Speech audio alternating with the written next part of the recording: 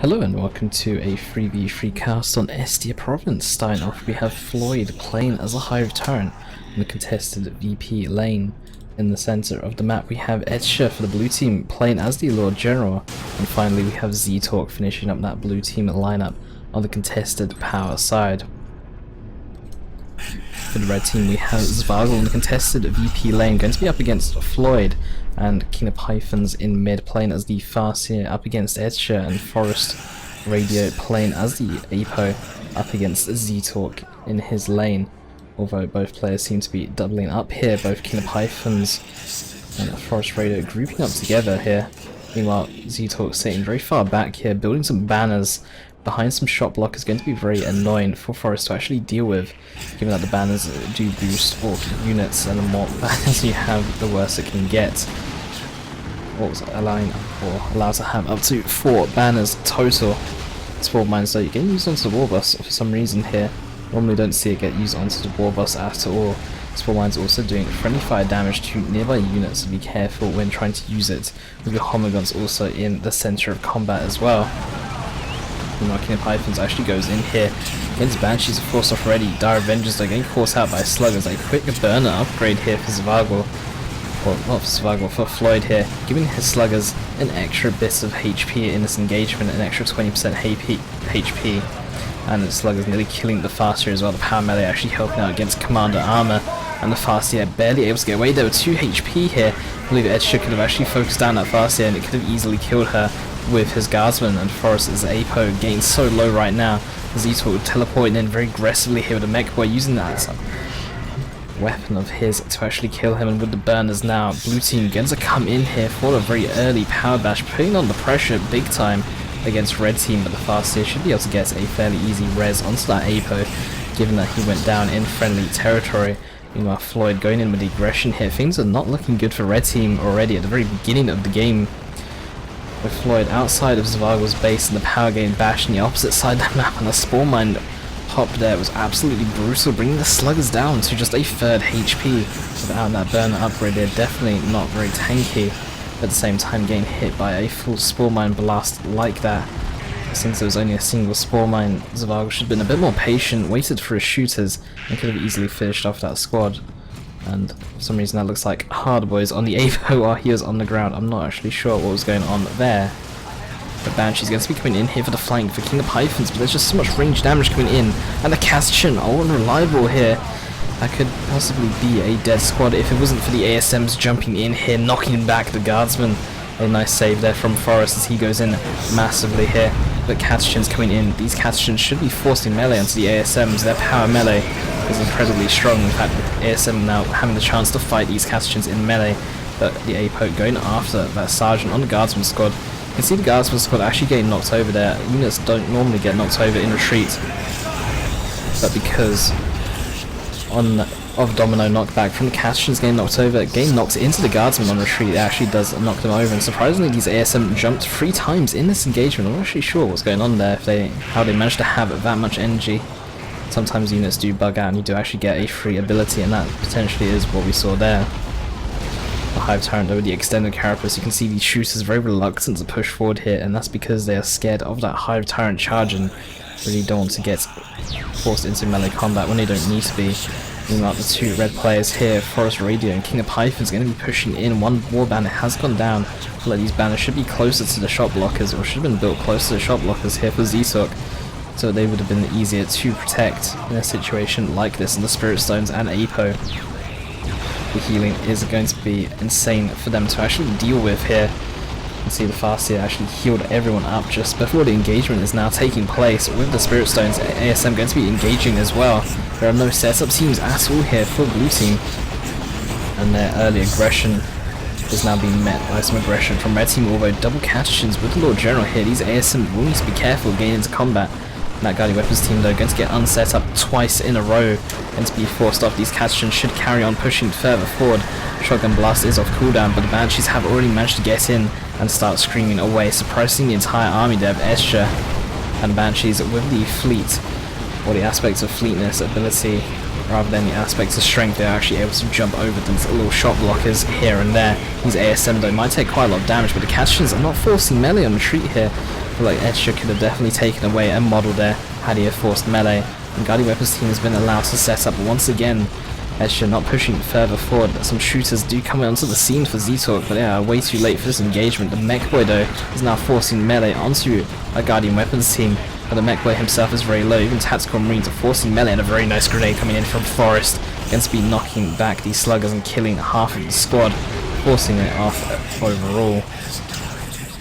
Meanwhile, a grenade coming out from King of Pythons going to be unsuccessful against the Shooter Boy squad. The Guardian Weapons team does remain set up, and these shooters using their on Tactical Marines instead of the Guardian Weapons team here. Not going to do too much suppressing that Tactical Marine squad. And now a second Guardian Weapons team coming into the area now to apply a lot of pressure onto blue team's generator farm. Meanwhile, on this left hand side, Zevargel's actually regained control of the VP and has actually pushed in further forward. Floid down a Termagant squad here by the looks of it. Does have Warriors though with a Barb Strangler upgrade. And has in fact gained some Raveners as well, quite expensive at tier 1 overall. Meanwhile, Generator survives here with 31 HP. That Guardian Weapons team could easily finish it off, I believe. Banshees jumping over the wall. That aspects of fleetness allowing them to jump over objects, where some objects it looks like they should not be able to jump over, especially this wall is a bit high for them to actually jump over, but they can do it anyways. And the Farseer using that Farsight ability, I believe, and placing down a gate in the fog of war there. It's becoming very useful later, but the ASM actually missing their jump onto the Catchins, jumping behind them instead of on top of them. And with sluggers into the area, these ASM really need to start jumping out as soon as possible. But the Purification Rites on the Ape are going to force... Oh, the Catchin squad barely getting away. The ASM's not committing to that final attack that would have finished off a Catchin squad. But without those Purification Rites, those ASMs would have definitely struggled in melee combat though. Meanwhile, Tactical Marines with a Flamer coming into the area, and the Shotgun Scouts fully upgrade. This is a very expensive tier 1 here from Forestradio. About 55 power invested into these fully upgraded Scouts, another 50 power into the ASM, and then another 50 power roughly for the AP. Let's say it's 150 power total. That's actually 20 power for the Flamers on these Tactical Marines. Forest still not even close to taking up to tier 2. In fact, all the red team are currently not taking up to tier 2, and as I say that, Zevargel starts to take up himself. But at the same time, Edtjuh and zeetorq already tier 2 themselves. A fast vehicle from Edtjuh could be quite painful now for red team on this contested side, given that they will have no AV for quite some time. In fact, a Weird Boy already out, alerting them that zeetorq is now tier 2. Banshee's going to try and engage that Weird Boy, but the Weird Boy with the Warp Vomit could easily protect himself right now in the battery pack there from the Mekboy. There's a lot of healing available for both sides here. This Weird Boy though is taking quite a bit of damage, relying a bit too much on other units to try and protect him here. Should have just maybe used the Warp Vomit and backed away, but these Banshees taking a lot of damage here from these Sluggers. In fact, will go down. The Slugger Knob coming in here, providing such a massive damage spike to the squad. Even the Farseer is going to struggle here. The Guardian Weapons teams are set up to protect her, and this Generator is most likely going to go down since it's been alive and such low health for so long. Meanwhile, on the other side here, the Warboss is going to go in with his Angry Bits. Does have the Cyborg Implants, a favourite among Zevargel. You almost see him always building it over the spiky armour. But it's actually a very nice choice against the Hive Tyrant. Since he cannot be suppressed, it is very difficult to control, and the Cyborg Implants do provide a means of controlling him by having a stun on the Stump ability. Meanwhile, with his shooters going to be pushing forward, the power node is already down, so could actually start decapping this while trying to bash with the secondary squad. And some stick bombs going to be going out from standard Zevargel play there. The stick bombs going to provide quite useful against these Termagants and Homagants who are grouped up so close together. Although I don't think I'd bother with the stick bombs in particular unless there were still double Termagants on the field. Otherwise there's not. The units won't be grouped up too much since there's a nice mixture of melee and ranged here for Floid. But Ravener's going to go in very aggressively here, not forcing melee. That doesn't matter since the squads are retreating, and I doubt he would get any extra models. But now Edtjuh bringing the fight to this contested VP side. Catchins are here. There are some traps on the path here should anyone try and come over to his side. Meanwhile, zeetorq left alone here against King of Pythons, and Forest looks like he may make his way over. Some Sternguard veterans for him in tier 2, and these stick bombs are actually going to be quite useful now that Edtjuh's come over to the side, taking out multiple guardsman models there and even stunning a couple of Catachin models. The stick bombers with their 80 melee skill could try and engage in melee combat here to try and assist these Sternguard veterans, but it might be a little bit too risky. but both the Catechins now upgraded with a Sergeant. Sergeant is armed with a Melsa weapon. ASM's going to be engaging here. They do have the Sergeant here, so we could see a merciless strike. In fact, we will, but this means that they will not be able to jump out of melee combat for a little while, but the Purification Rites coming in from that Apo, forcing one squad of Catechins away. The IED explodes, but there was nothing on top of it. Scouts did detect it as well, so I'm not sure if Forrest was actually attacking it himself or if Edtjuh decided to detonate it. Meanwhile, double shooters here getting knocked over by these Raveners, and very nicely done from Floid, going in behind the unit so that it knocks it closer to Floyd's army, so that he has a higher chance of getting more model kills while trying to wipe squads. Meanwhile, a Zoanthrope is on the field for him. Does need to be careful of these ASMs, but the Zoanthrope on the field does have its energy shield, so cannot be knocked over by ASM jump or scout shotgun blast. But the brood nest needs to be protected right now. These scouts can easily kill it, throwing a grenade on top of it as well, and it was definitely going to go down, but a brood nest only 100 red is easily replaceable. But these ASMs taking a lot of damage. The Hive Tyrant with those rending talons doing 75 melee DPS to these ASMs here. Scouts on a retreat path without any energy and without the grenade ability off cooldown, not going to be able to do too much. And in fact, Floyd is going to get forced off here. The Zoanthrope continues to fire away, but unable to actually hit its mark or unable to bleed any models. On the right hand side though, King of Pythons is going to get doubled here as Edtjuh makes his way in. These Wraithguard inside the structure are definitely going to get forced off. The Weirdboy should consider moving out of the way so the Catechins can are unreliable without hitting a friendly target. In fact, a Manticore strike in the area going to land directly on top of these Wraithguard. Wow, that is incredibly painful. These Catechins now need to start forcing melee onto these Wraithguard as soon as they get in range. An Auto drop does come in, it's going to catch out these shooters, but the shooters are able to finish off the Wraithguard in retreat in melee. They actually do 23 melee DPS, these shooter blade knobs. Quite a bit of damage for a ranged unit. That is tier 1, that is not heavy infantry. And Catechins placing down some IEDs here as well to assist zeetorq in this area. Zevargel pushing in very far here. Red team though quite far ahead in terms of DPs. 197 to 431. These Homogons not moving whatsoever, getting caught out by the stick bombs. Sluggers with the Slugger Knob leader. The Hive Tyrant taking too much damage, and that Rending Talons just coming in barely in time, but one Stick Bomber model did not get knocked over there. That Stick Bomber model may have not been knocked over though, because it was in the middle of a special attack, where when you're in the middle of a special attack you are immune to getting knocked over. Zevargel getting it forced off, but it's a fairly easy position for any blue team member to come over and res that Hive Tyrant, so some XP for this Lord General, most likely of Edtjuh. Meanwhile, Forrest is actually getting forced off here. The second Catechin squad is currently missing, actually retreating back to base, trying to kill that Apo there on retreat, but unsuccessful. And Floyd regrouping these ASM and scouts. We need to be careful. In fact, the ASM going to be jumping into this lone Plasma Guardsman squad of Floyd, asking for a res in the chat. And these Guardsmen really need to retreat away. And Manticore Strike getting dropped on top of these Guardsmen. They still need to retreat away though. Very risky to try and Manticore your own Guardsmen, but the grenade is painful right now. But these Guardsmen are going to barely scrape past. In fact, a bunker getting placed down on a retreat path to path block these scouts. That is an interesting use of a bunker for IG.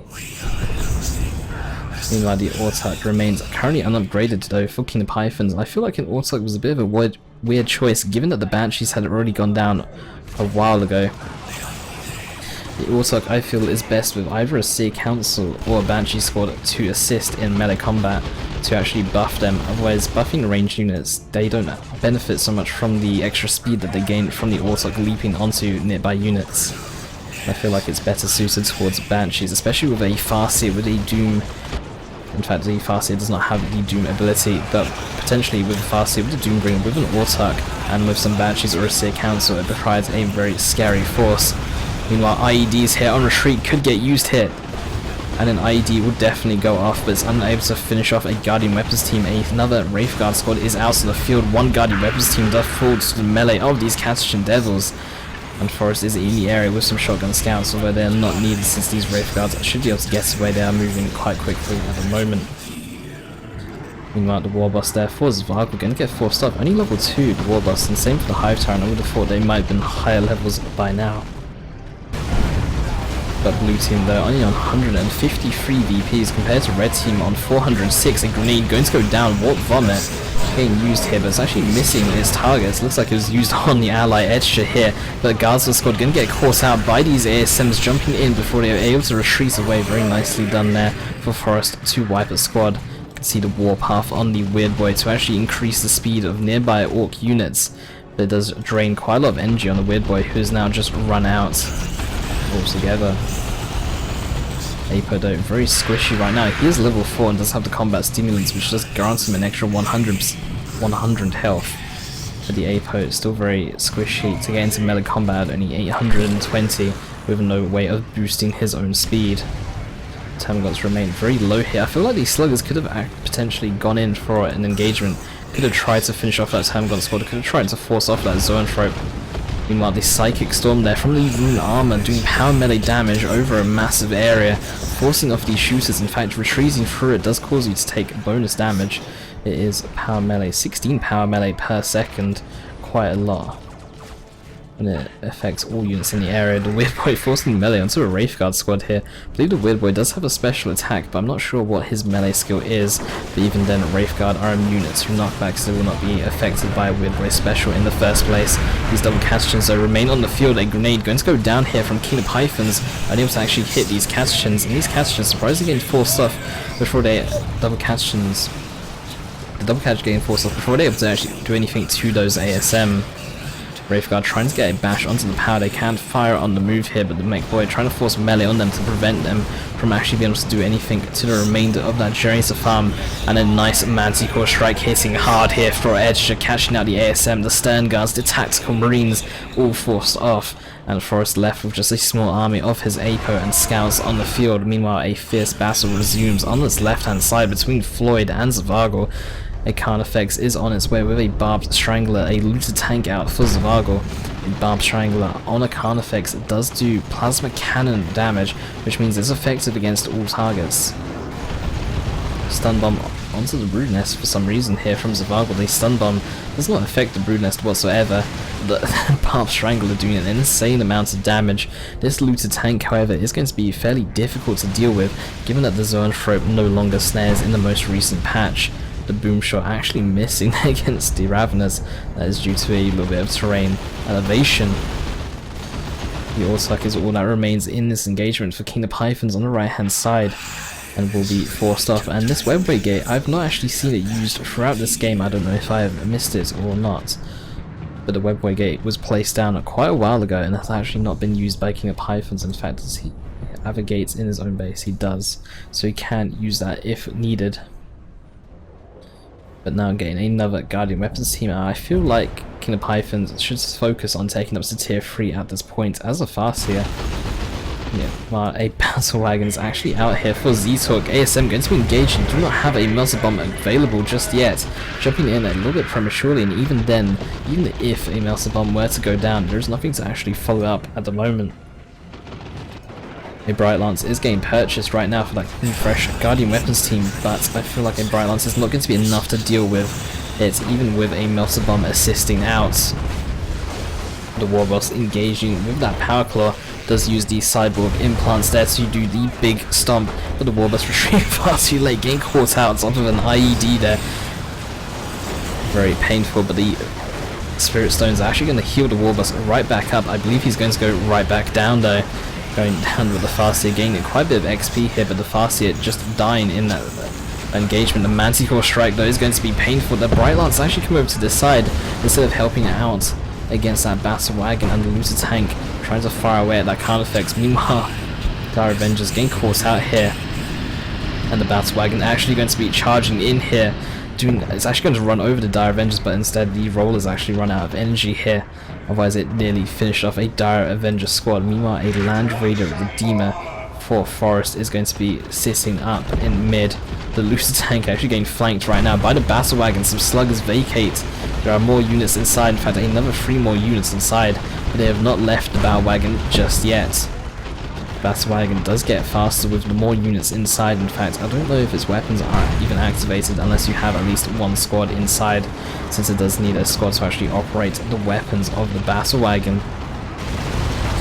At the same time, Forest is actually bringing his Land Raider Redeemer over to the contested VP here, who will act as a retreat beacon to all nearby units in the Apo. Going to get a heal here onto both the Farseer and the Warboss. In fact, Farseer looks like she may have been repurchased because she's back at base with full health. And that Broodess going to fall down once again, is sitting behind the shot blocker, but is not going to be able to do too much. And a Manticore sitting very close here to the Land Raider Redeemer. Could get in a very quick Manticore strike.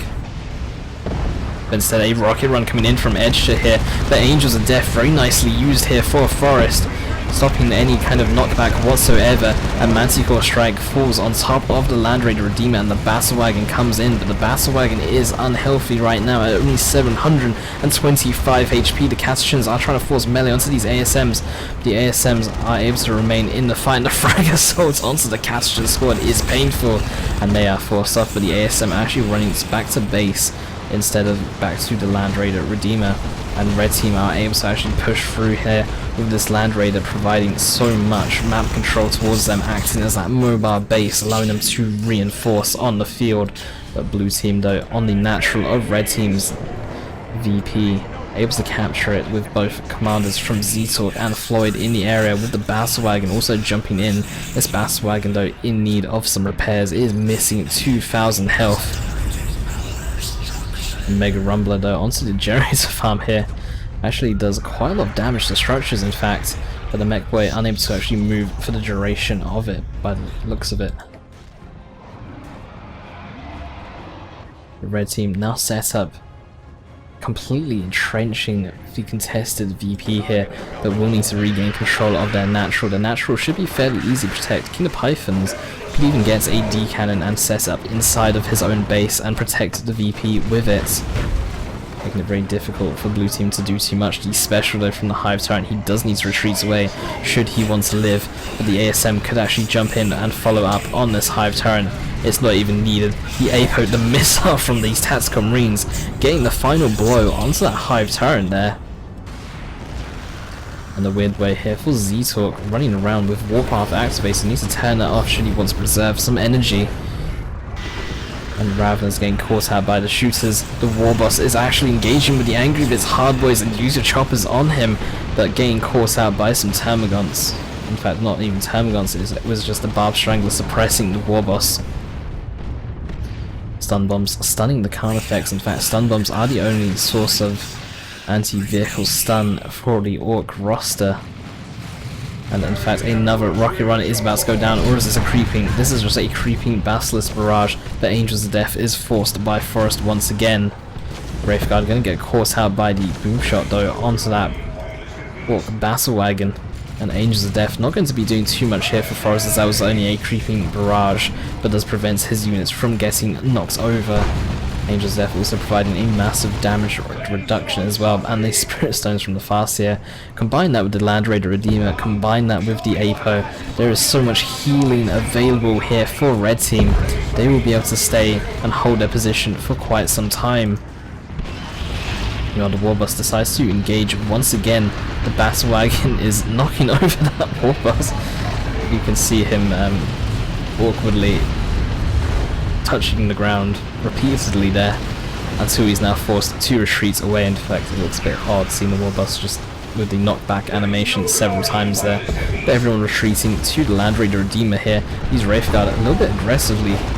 Yeah, these Catachans getting caught out big time, forced off back to base with just 3 out of 7 models. You know, Floyd is trying to come in sneakily from the left hand side. The Battle Wagon is getting a little bit low, and the Bright Lance is just firing away here. And that Battle Wagon will be able to barely get away potentially. Manticore Strike is going to befall onto this Land Raider Redeemer, though, with the boom shot. These Wraithguard very vulnerable right now, forced into their Wraithbone mode to actually heal back up. Counter effects with a Fawn back is going to push in this Looter tank, getting a little bit caught out here. Some Rippers need to come out to actually slow down this Looter tank, and the Baneblade for Edtjuh is coming in as well, but only a single Guardsman squad on the field to actually support it. The counter effects charges in, but falls short, hitting that Apo here. And the Apo and Warboss trying to focus it down. The Apo not doing too much damage, and the Tyranids formation destroys the bunker of the Looters inside. Going to fall down instantly. These Stick Bombers do fall down as well.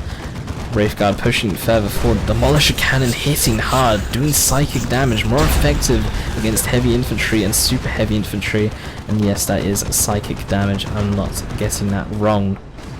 The Warboss though is going to get forced up. Meanwhile, blue team, Edtjuh is pushing in with zeetorq. These guards need to remain alive if they want to actually support this Baneblade that's on the field. The Slugger's barely getting away there. The Daka, what's that ability? Suppressing the ASM, suppressing them from using their sidearms to actually finish off that squad. 28 VPs to 259. Demolisher Cannon onto the VP. Wraithguard pushing in. Wraithguard forced off. The Apo is going to try and heal up any units in the area, and the Warboss is going to engage here, getting knocks over before he can get in range for his big stomp to actually do anything. I feel like blue team should have a brood nest or a bunker down so they can reinforce on the field so they can actually compete with red team here. And the Barb Strangler can't affect with the Zoanthrope and a Manticore Strike to follow all this up. The Raveler should consider retreating away. They're getting caught out by a friendly Manticore Strike from Edtjuh, and in fact might even go down. These Wraithguard, a Rox is in fact going to go down here, and it's going to be absolutely brutal. On top of the Land Raider Demon, that Warboss has gone down once again. I'm sure that he has died plenty of time. And a creeping barrage onto the Wraithguard, but they are immune to knockback and remain sat fortified. And blue team going in for the capture onto the natural VP once again. The Mekboy even getting a res onto Floid here. These knobs going to be fully upgraded by here. By the looks of it, the knob leader, the huge hammers, the super tough beam coming in. The Weird Boy though does go down, and Forrester's ASM gain knocks over a grenade on a retreat path here. Takes down his own ASM there. A very odd move there from Forrest. Perhaps he wanted some extra red. These knobs now. The super tough beam has ended. I don't know if they have a frenzy or not, if they have already used it, but the Seer Council 200 power melee DPS are able to actually try and stand up against these knobs, but these knobs are level 1, and so the Seer Council. And the Seer Council have plenty more support in comparison to these knobs. Taking down 2 models, these knobs should back away. They have already won the engagement hard, and the frenzy getting used too late there. The knob leader goes down along with another model. Quite an expensive loss there. The frenzy though is not going to last forever, and these knobs are back away in time. Meanwhile, the VP is heavily contested right now. Ripper's getting popped by a single shot on that looted tank. The Land Raider Redeemer pulls back towards safety. Meanwhile, the Baneblade decides to push it forward a little bit. But without any guardsmen in the area, the Baneblade remains at half health, and 2 counterfexes are pushing forward. One Barb Strangler and the other a Thornback. And the push in from the Carnifex running over these shooters. The Land Raider Redeemer remains a massive target, and the tier 3 Lictor does need to be careful. It does have heavy melee and is equipped for taking out tanks and taking out other vehicles, but does need to be careful nonetheless. The Lictor gained very low here. The Spirit Stones onto the units on top of the Land Raider. The Thornback Carnifex is going to go down here. The Barb Strangler remains trying to do what he can. And that Land Raider Redeemer is surely going to go down. A Demolisher Cannon gets a fly in. It is... wow. These stick bombers are most likely going to go down. The Land Raider does fall eventually. The Wraithguard getting caught out here. Is this a rocket run, or is this another creeping barrage? It is just a creeping barrage here. And the Baneblade is pushing forward for Edtjuh. 28 VPs here for 79, and blue team are making the comeback here, being so far behind the VPs, and they're starting to get back into the game. GG even getting called into the chat here as well. Looks like Zevargel thinks that red team has lost. Slugger's pushing in further forward here. The VP now in control of blue team. Massive losses on red team's side. The red team looks like they might be able to regain control of their natural VP here. At the same time, there is a webway gate game placed down, but this is easily spotted by the Catechins. And Lord General here looks like he has the Vox operator, so he can reinforce on the field, and there we go. Although only reinforcing a little bit of his army, I thought he might reinforce a bit more thoroughly. Not sure why I didn't reinforce the guardsmen back up to full models.